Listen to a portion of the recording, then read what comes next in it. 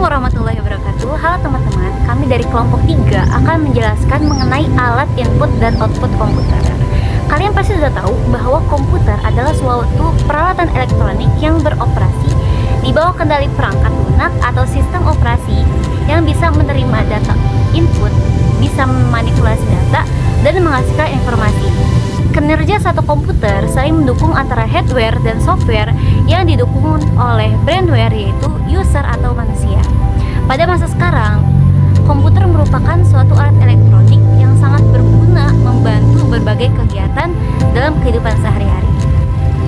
Perangkat keras komputer atau hardware adalah semua bagian fisik komputer dan dibedakan dengan perangkat lunak atau software yang menyediakan instruksi untuk perangkat keras dalam menyelesaikan tugasnya.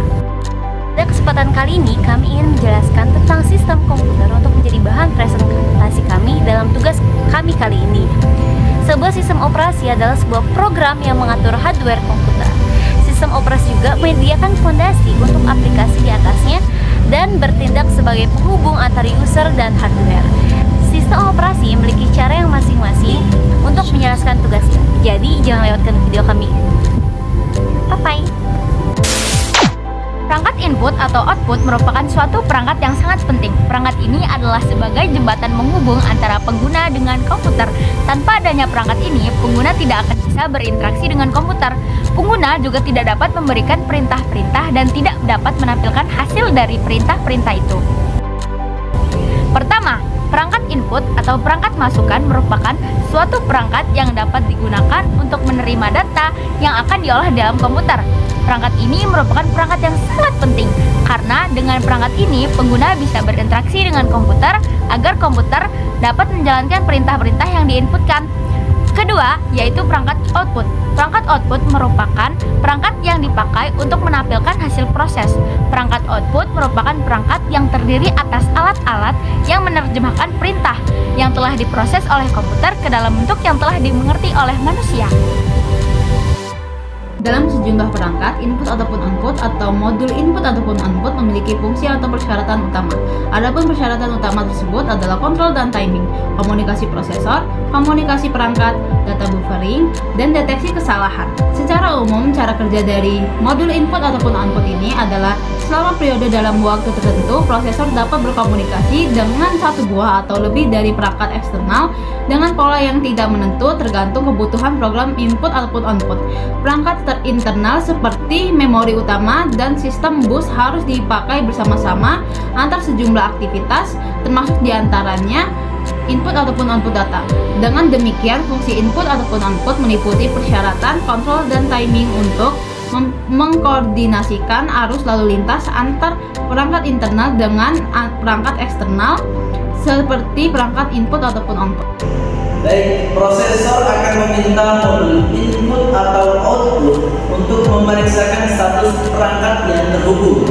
Kemudian modul input atau output akan mengirimkan jawaban tentang status perangkat input atau output tersebut. Jika perangkat sedang beroperasi dan siap mengirimkan data, prosesor akan meminta transfer data tersebut. Setelah data diterima, maka akan diproses oleh prosesor. Maka sebuah instruksi akan dikirimkan prosesor ke perangkat input atau output. Umumnya, perintah-perintah ini dikirimkan sebagai sinyal bagi bus kontrol. Apabila perangkat input atau output tersebut dalam keadaan ready, maka prosesor akan melanjutkan transfer data. Apabila perangkat input atau output dalam keadaan busy, maka prosesor akan menghentikan transfer data tersebut. Oke, di sini saya akan bahas sebuah perangkat input, yaitu yang pertama ada keyboard, sebuah papan kunci yang terdiri dari beberapa deretan huruf, teman-teman, dan beberapa deretan angka. Oke, di keyboard tersendiri terbagi menjadi 6 bagian atau 6 jenis keyboard. Yang pertama yaitu keyboard QWERTY. Ya, seperti yang ada kalian saksikan seperti ini, keyboard QWERTY. Oke, keyboard QWERTY tersendiri memiliki fungsi, yaitu sebuah keyboard yang terdiri dari susunan hurufnya yang diambil dari sebelah kiri, atau yang biasa kita kenal dengan susunan huruf QWERTY. Nah, pada keyboard QWERTY ini biasanya terdapat pada sebuah handphone atau smartphone. Oke, kita lanjut ke jenis keyboard yang kedua, yaitu keyboard default. Jadi sebuah jenis keyboard yang lebih menekankan pekerjaan. Nah, pekerjaan apa itu? Pekerjaan pada tangan dari biasanya. Nah, biasanya kan kita menggunakan tangan kanan. Nah, untuk keyboard default ini menggunakan kiri, yang merupakan susunan hurufnya berada di sebelah kiri. Jadi tangan kanan ini tidak berfungsi, teman-teman, tidak difungsikan. Itu seperti contoh gambarnya ini sebelah sini. Oke.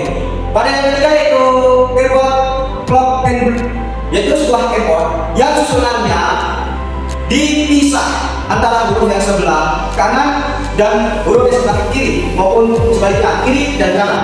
Nah, pada keyboard ini susunan hurufnya terpisah bagi menjadi dua, yaitu sebagaimana contoh gambar ada di sini. Oke, kita lanjut kepada keyboard yang berikutnya, keyboard keempat yaitu keyboard Maltron.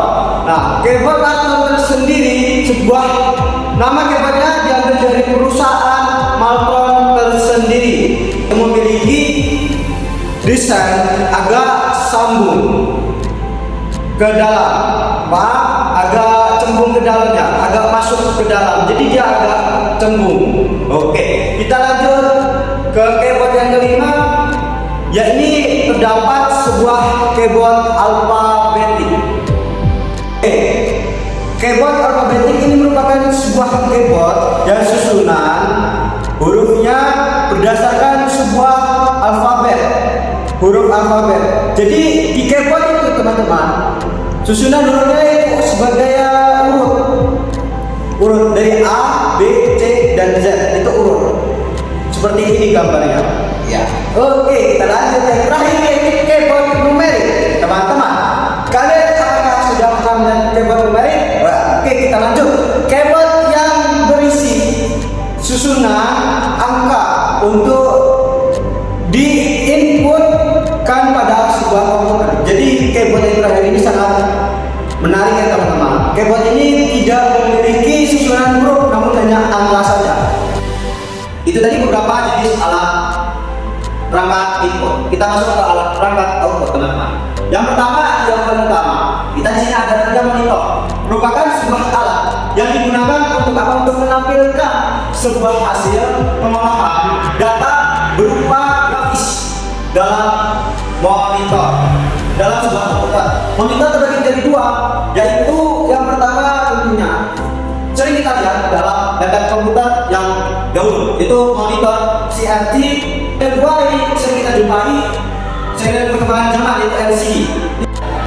Baik, teman-teman, masuk ke alat perangkat output yang terakhir, yaitu sebuah printer. Seperti ini gambarnya. Ya, merupakan sebuah alat yang digunakan untuk apa? Untuk mencetak hasil pengolahan pada sebuah komputer, dijadikan menjadi sebuah perangkat hardcopy. Jenis-jenis printer yaitu ada 3, teman-teman, ya. Ada 3. Yang pertama yaitu ada printer dot matrix, seperti ini gambarnya. Dan yang kedua ada printer inkjet seperti ini. Dan yang ketiga ada printer tentunya laserjet. Nah, seperti ini. Oke. Oke teman-teman, itulah sedikit penjelasan mengenai alat input dan output dari komputer. Mungkin hanya ini yang bisa kami sampaikan. Kurang dan lebihnya kami minta maaf dan terima kasih karena telah menyaksikan video kami. See you at another time. Wassalamualaikum warahmatullahi wabarakatuh.